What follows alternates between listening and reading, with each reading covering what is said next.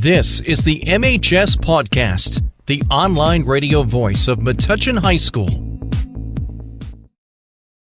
Hello, everybody, and welcome to another edition of the Metuchen High School Podcast, the online radio voice of MHS with Itai Geller. I'm Eddie Kalegi. Second to last show of the year, we've got a good one jam-packed for you. After the announcements from Itai Geller, we will be interviewing Coach Hannah Thomas from the softball team to talk about their excellent season with a very young roster. That'll be myself and Julia Hirschfield. Then Josh Hyman and I will dive into all the other spring sports going on here at Metuchen High School with postseason play just a few days away. And then finally, Joe Stibich and I will be joined by Ms. Coleman and Ms. Piovoso once again from Project Seniors 2021 to talk about some of their past events over the past few months, what they have planned over these last 4 weeks of the school year, and the culmination with Project Graduation on graduation night, June 15th. You won't want to miss that. But before all that, here are the announcements from Itai Geller.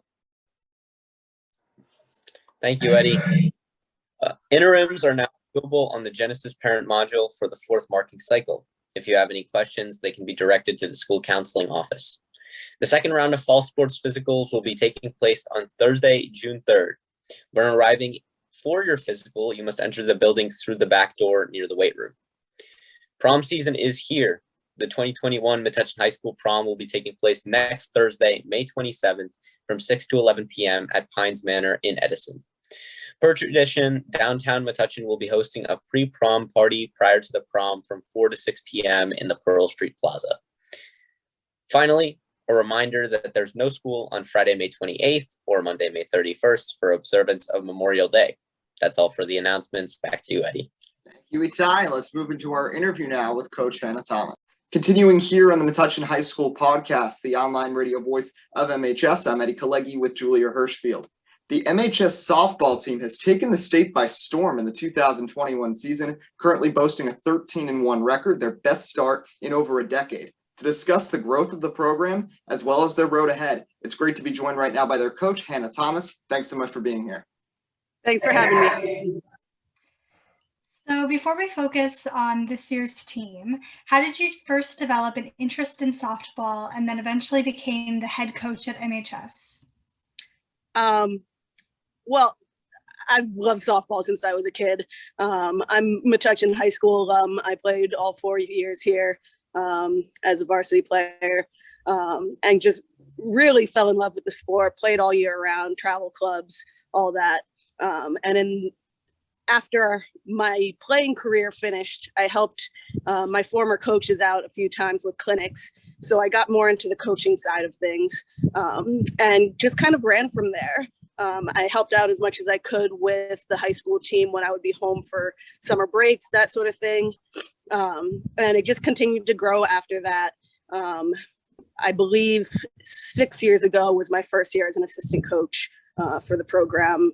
Spent years as an assistant coach, then JV coach, and then this is my third year as the head varsity coach.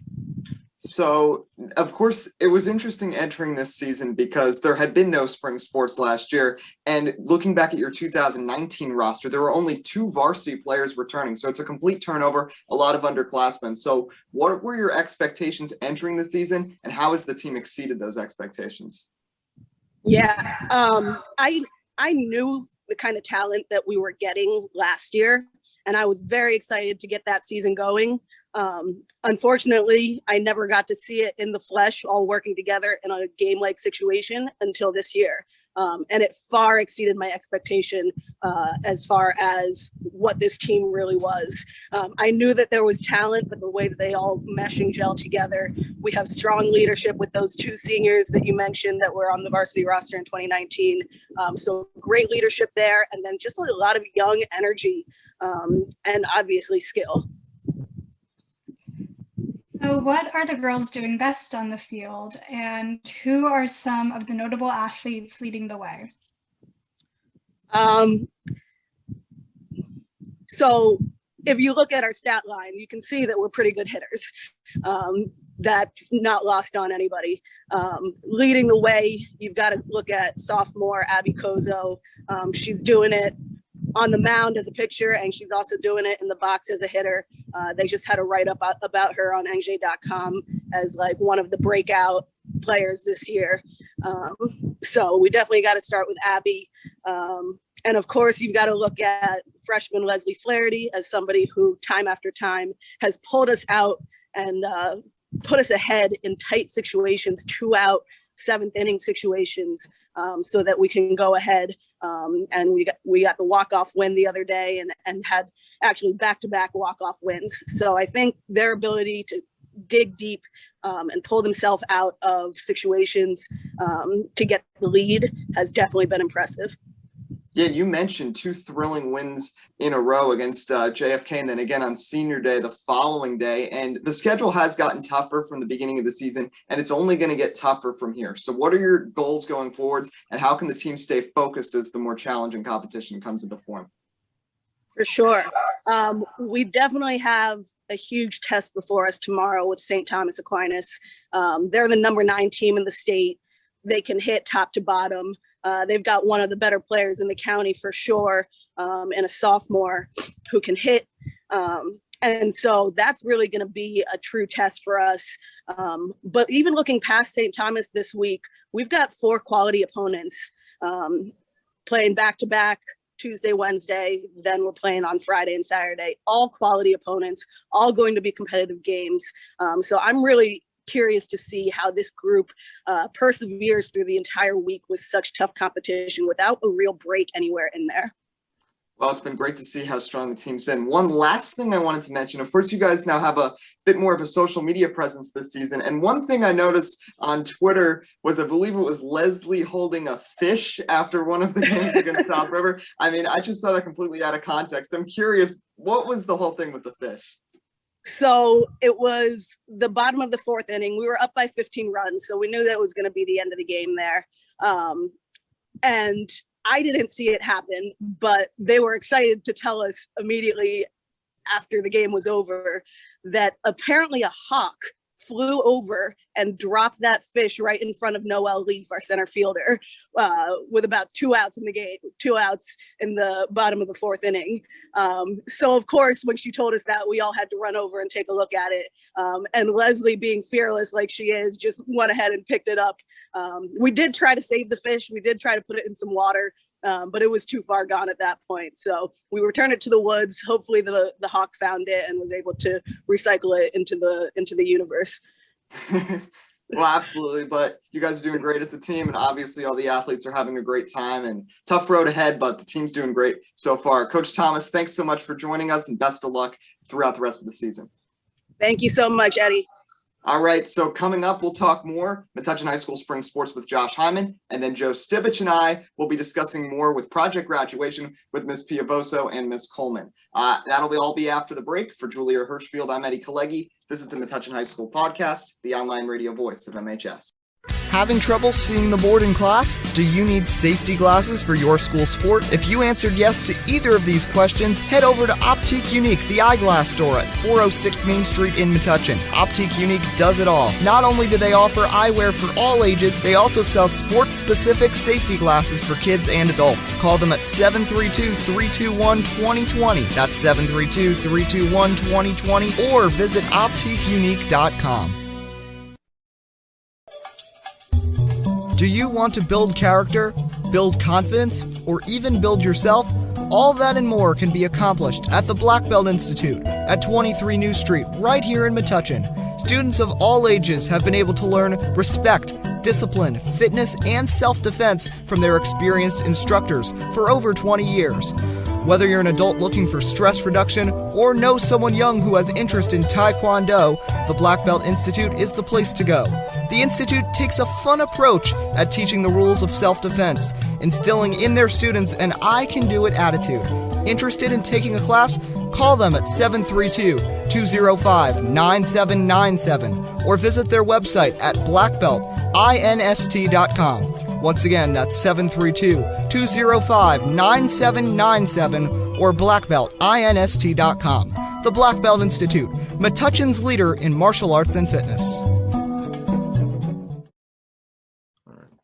Welcome back to the Metuchen High School Podcast, the online radio voice of MHS. I'm Josh Hyman. And I'm Itai Geller. The spring sports season is rolling on, and the postseason is on the way. So starting with the softball team, we've already heard a lot about their performance from Coach Thomas, but how did they fare against St. Thomas on Tuesday? And what does this say about the team? Well, yeah, we've already talked a lot about some of the talent on this roster, but they did lose to St. Thomas. It was a 2-0 defeat, but you know what? I mean, St. Thomas, they had won the last 2 GMC championships. They were 14-0, 13-0 in the red division. The fact that they held them scoreless until the 5th inning is really a testament to Piovoso and the pitching staff, as well as the defense. We broadcasted that game on the Bulldog Report. Wesley Flaherty, the right fielder, had a couple of spectacular plays out there. Once threw out a runner at first base on a ground ball base hit into right field and threw it in and got the runner at first. Like, there was some great defense on this display. The thing was, the offense went quiet, and unfortunately for Metuchen, over these past few games, we have seen a lot of their key hitters struggle. Mia Zapp, Noel Leaf, who have seen their batting averages sort of go down. I mean, they're still hitting at 300, 400 clips, but that's kind of boasted statistically from the beginning of the season when, Metuchen was winning every game 15-0 against these Blue Division teams that were really struggling. They knew that this was going to be a tougher portion of the schedule, but a tough loss to St. Thomas. But you know what? That's the best team in the conference, and to only lose by 2 at home, I think, is really a confidence booster heading forwards for them. Yeah, absolutely. We talked about this the last episode where they were going to, go against these tougher teams, and they may have suffered a loss. And that's what we're seeing here, basically.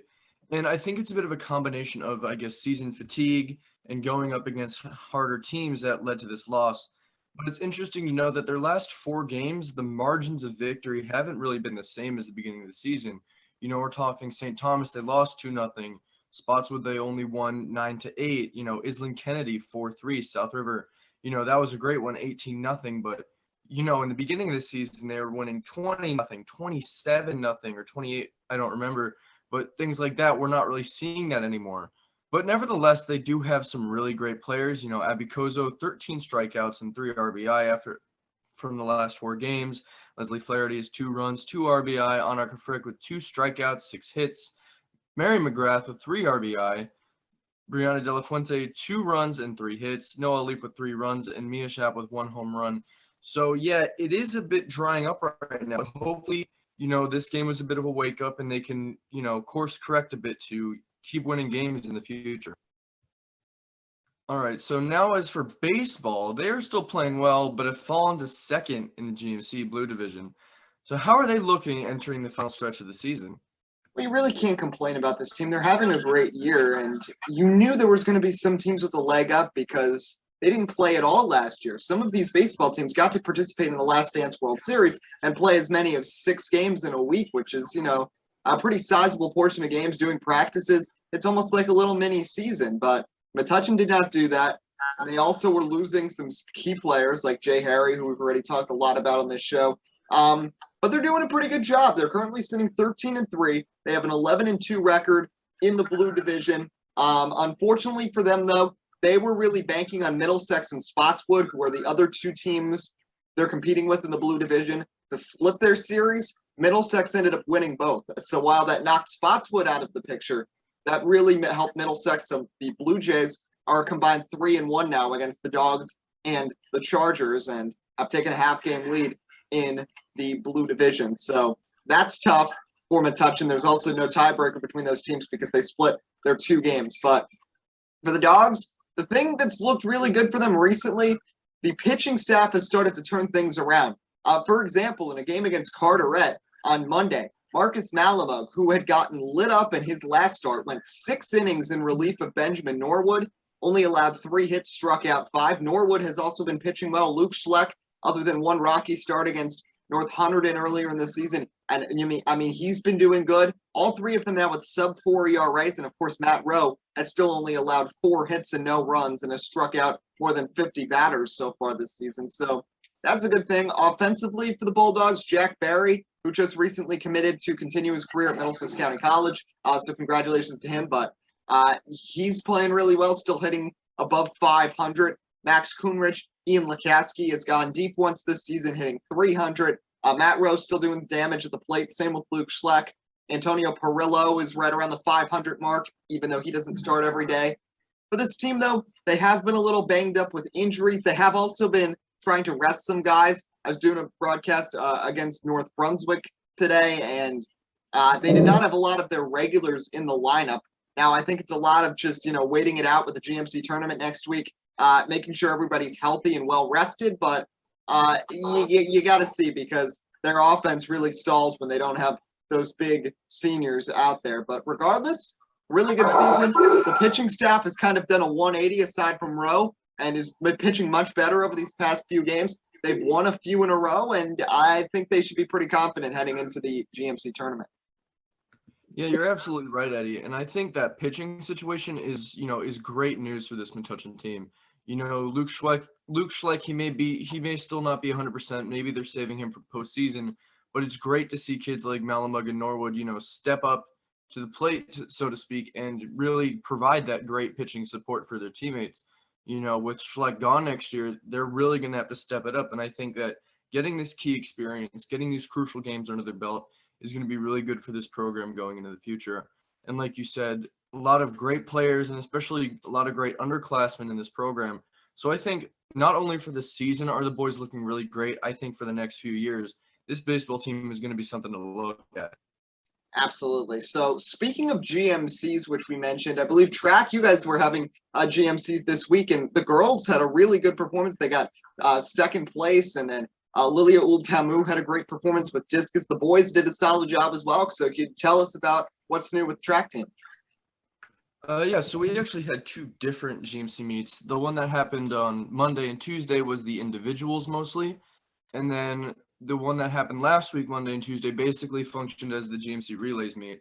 So the one that happened this week, the girls did very well. I think Molly Maleg won the 3200, got second place in the 16. Caroline Schleif got second place, I believe, in the 3200. The 4x4 team got fourth place, and the girls got second overall. Lilia Old-Camus won girls discus, so she won GMCs with a throw of 95 feet and a few inches.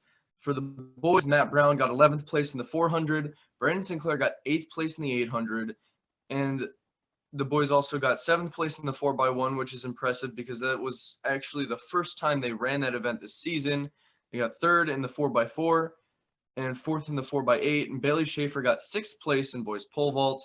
And then going over to GMC Relays, which was the meet last week, the girls 4x8 won at GMC Relays. Girls Jav Relay got 2nd place. The distance medley relay, got 2nd place. Girls pole vault got 3rd place. Girls 4x4 got 3rd place. The 4x16 got 1st place. The sprint medley relay got 2nd place, and girls also got 3rd place for shot and disc. And some people to watch for the girls, I said Lilia Old-Camus, Sarah Lignell, Molly Maleg, Caroline Schleif, Zoe Brown, Serena Denise, Maggie Rivera. And the boys at the GMC Relays event got 5th place in shot and disc, 6th place in the Jav Relay, 2nd place in the 4x1, 4th in the 4x16, 4th in the 4x4, and Bailey Schaefer got 5th place in pole vault. Some boys to watch are Matt Brown, Nico Hidalgo, Brandon Sinclair, Matt Bianchini, Dean Serio, and Bailey Schaefer, and Thomas Kwok, and so many more.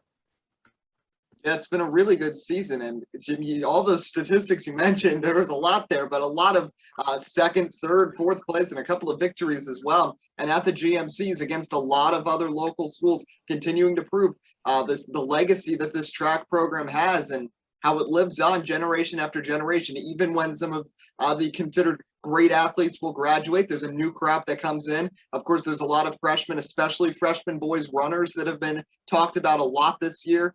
And once again, we're just seeing some new athletes coming through the doors here at Metuchen High School, and the track team continuing to succeed. Yeah, absolutely. It's been really good for the boys and girls track teams. And lastly, how are the golf and tennis teams doing for Metuchen? So the boys golf team is doing really well. They went 14-1. They were 13-1 in the red division. Now, we touched on this last episode as well. Like, the red division, it's rare to see a Metuchen team in the red division. GMC, typically the red division is for the bigger schools with more people, or of course for the private schools like St. Thomas and St. Joe's. It's rare to see those boundaries sort of broken, and we see it in boys golf where Metuchen gets to compete against some of these larger schools, but they're certainly succeeding. And they've advanced to the NJSIAA tournament of champions. Now, they've been led all season by Nico Malamug, a senior. And while he'll be departing at the end of the year, they have a lot of great younger golfers, especially 3 that will be seniors next year in Matt DeCerbo, Joshua Blum, and Kyle Blum. As for the girls golf team, they're 6-3 and participated in the GMC tournament. Most notably there, not tied for 9th overall in the GMC tournament was senior Sophie DeCoit. And then lastly, for the boys tennis team, they've been pretty successful. They're currently sitting with a 9-2 record, and they've won 5 consecutive matches. So they're really rolling right now over these past 2 weeks. And 2 of their main stars have been Anish Singh and Ricard Halverson, 2 younger underclassmen tennis players who are making their mark right now for Metuchen. Yeah, it sounds like teams are kind of, under the radar, a bit underappreciated. But like you said, that red division is no joke, man. They have a lot of very competitive schools where they have a large talent pool to pick from. You rarely see a school our size get into the red division. So seeing not only the boys golf team compete in that red division, but also do very well is definitely something to be impressed by.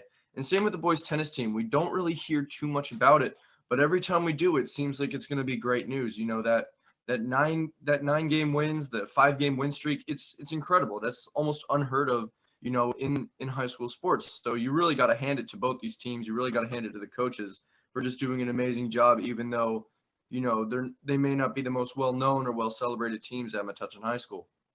Absolutely. Well, that's going to just about wrap up the sports segment for Josh Hyman. I'm Eddie Kalegi. Let's move on to our final segment of the day. We'll be joined by Miss Coleman and Miss Piovoso from Project Graduation.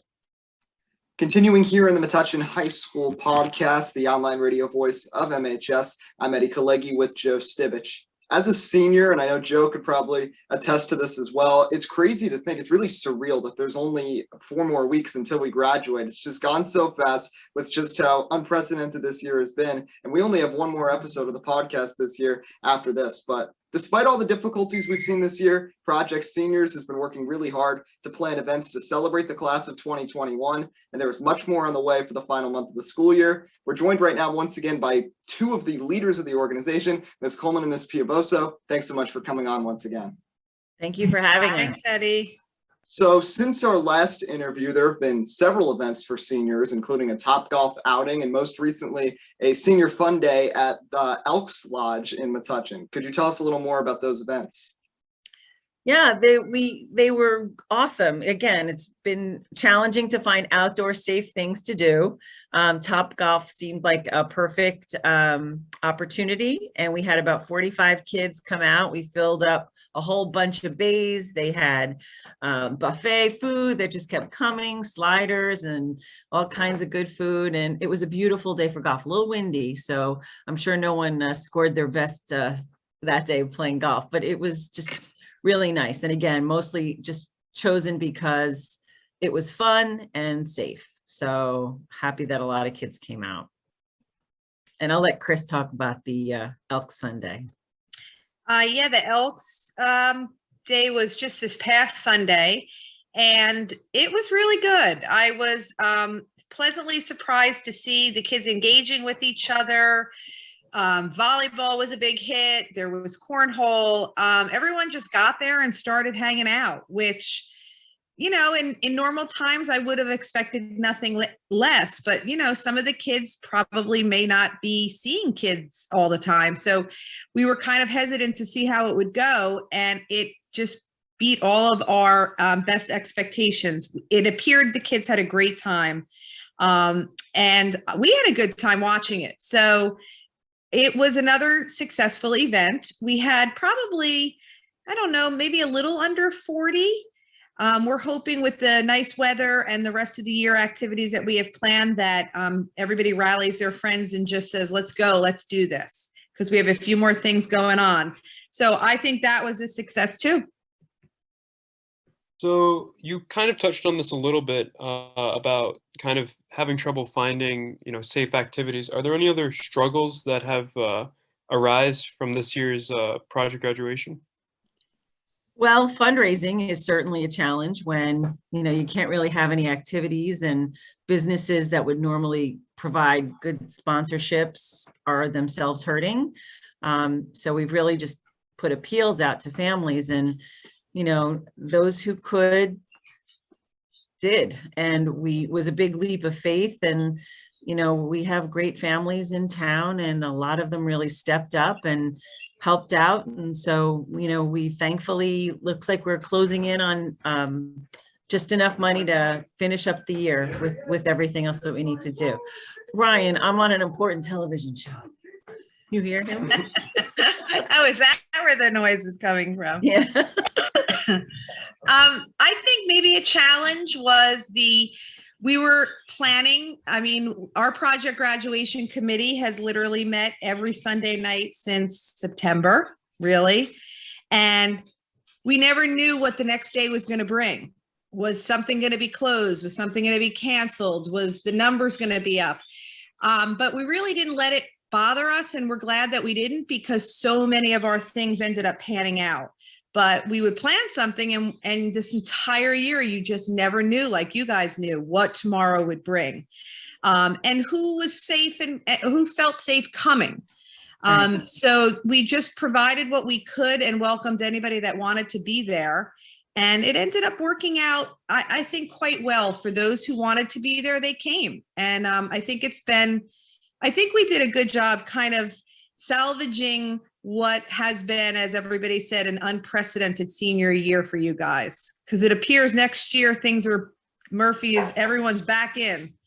There's no more home. So I think one of the other things too is without being in school together every day as a large group, I think some kids feel like a little bit awkward jumping in and coming to something and participating in something when they haven't seen their friends or been together with their class. And now that more kids are back in school, and kids are this time at the Elks, we did have some different kids who hadn't necessarily come to some of the other events, which was awesome.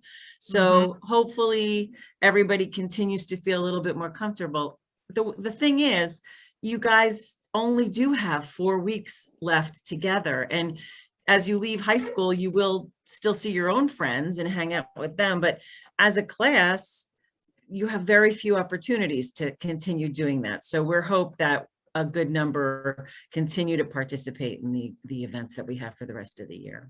Yeah, and absolutely. You mentioned it, like the days are numbered, and for so many people, it kind of goes back to like more people are going to school in person right now. Like I'm switching back. I know Joe's been going in person, and I think that you're sort of seeing that as well with these events. More and more students are getting involved because they're realizing, yes, things are starting to get better with the pandemic, but also, there's only just a little bit of time left in senior year. And regardless of how you felt about high school or whatever, like these days are going to be going away. Things are going to be changing. You might as well take advantage of those last few weeks. But you've mentioned a lot of events on the horizon, and of course there's Project Graduation, of course the namesake of this whole organization that we'll touch on at the end, but other things as well. Of course, Senior Assassin is ongoing right now with a lot of students involved. The Senior Car Parade there's plans for that in the next couple of weeks. Could you mention some of those other non-project graduation events, not other than the big event at the end of the year, that are coming here in these final 4 weeks?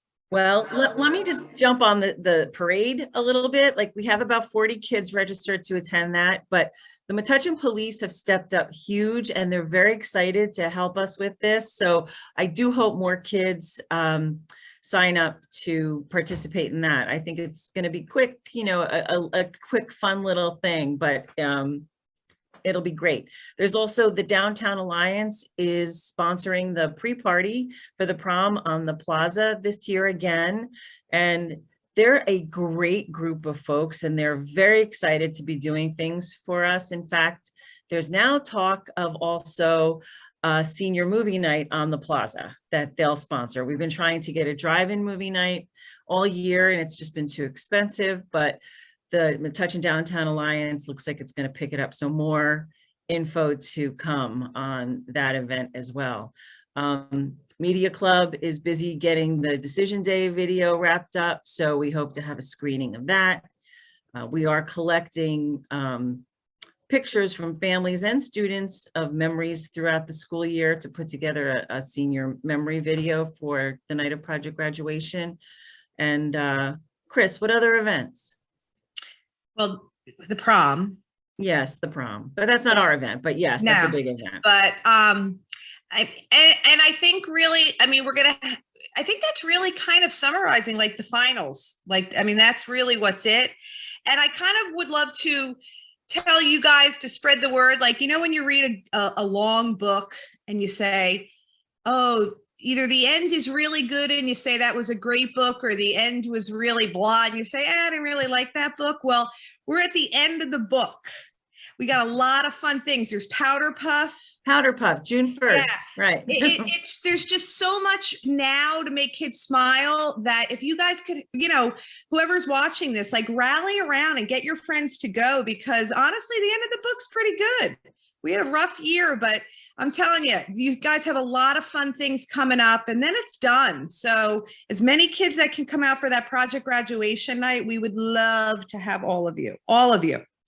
But I think, Terry, you covered a lot of it. I can't think of really anything else except maybe something that the school might have for them that's typically have in the end of the school year, which I'm not really sure of. There is a picnic also that the PTO is sponsoring. That's the day of one of the graduation rehearsals. 14th, I think, maybe will be the picnic. So that will be something too. And then you'll get your senior gift from us that day too. Oh, the senior gift. So there's a lot, guys, a lot coming up. So finally, can we talk a little bit about project graduation, the actual event? You guys said that you were going to keep your lips sealed about some of the surprises. Well, but I think, you know, some of the stuff we've already leaked out a little bit, but we hired an entertainment company.